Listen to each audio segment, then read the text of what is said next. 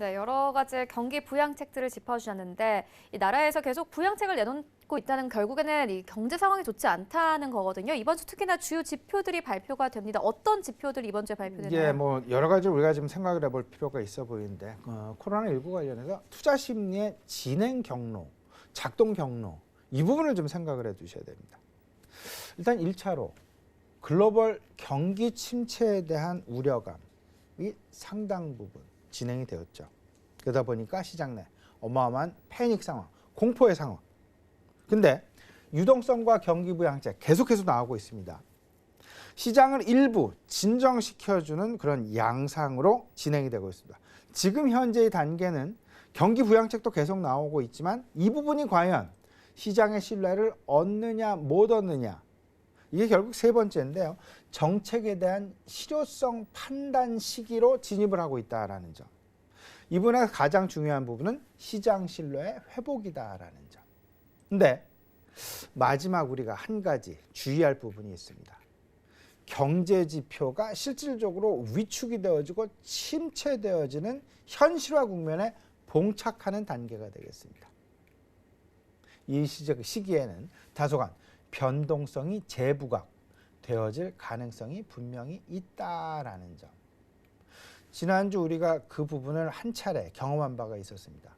중국에서 산업생산 지표를 마이너스 13.4% 발표를 하면서 실질적으로 중국의 경제 지표의 위축이 현실화되어지는 그런 부분들을 경험한 바가 있었습니다.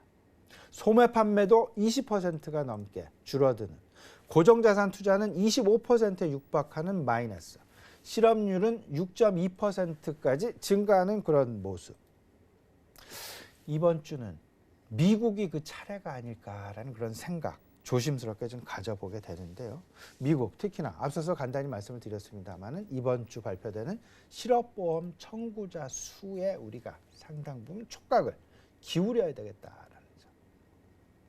미국 뉴욕 재택 근무령이 내려진 그런 상황. 그 이야기는 회사 그리고 각 영업점을 다 뭐 상가도 다 폐쇄를 했다라는 얘기고 사무실 자체를 문을 닫았다라는 이런 이야기로 들으시면 될 것 같습니다. 그러면 실제로 정규직 직원 같은 경우에는 사무실이 폐쇄가 된다 하더라도 실질적으로 문제, 그렇게 큰 문제는 없습니다. 하지만 비정규직 같은 경우 직장이 폐쇄가 된다. 이렇게 된다라면 당장 그들의 월급은 못 받게 되고 이들은 실업보험을 청구해야만 하는 그런 상황에 봉착할 수밖에 없다라는 점. 골드만삭스가 이런 이야기를 앞서서 말씀을 드렸으면 평상시 한 22만 명에서 25만 명 수준의 주간 실업수당 청구자 수. 근데 이번 주 225만 명까지도 올라갈 수 있다라는 경고의 메시지. 월스트리트저널은 각 전문가들의 어떤 그 서베이를 통해서 이번 주 실업보험 청구자 수의 증가는 87.5만 명을 예상을 했습니다. 이런 부분들은 각종 사업장을 폐쇄했고 이동 제한 명령을 내려져 있는 그런 상황, 재택근무 명령이 내려져 있는 그런 상황이다라면 대량 실업 사태는 불가피한 것이 아니겠느냐. 이게 단기화로 마무리된다면 좋겠는데 이게 만약에 2주, 3주, 4주 지속이 된다라면 대량 실업 사태는 불가피할 것이다라는 점. 이런 부분들이 결국은 중국의 1분기 마이너스 성장률 기정사실화, 일각에서는 미국의 1분기 GDP 성장률 역시 마이너스 20%가 넘는 25%의 성장률까지도 내려갈 수 있다라는 그런 경고의 메시지가 계속 나오고 있다라는 점. 이 부분은 어찌 보면 국경 봉쇄가 확산되어지고 있는 이런 상황들 속에서 가속화되어질 수밖에 없지 않겠느냐.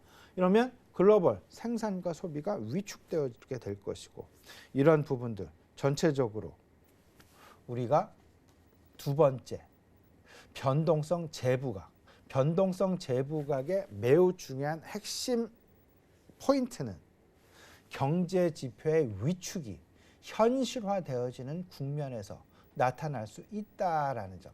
중국은 이미 이 부분에 대한 어떤 그 표현이 나타나기 시작했고, 미국은 이제 시작되어지는 그런 상황에 봉착해 있다라는 점.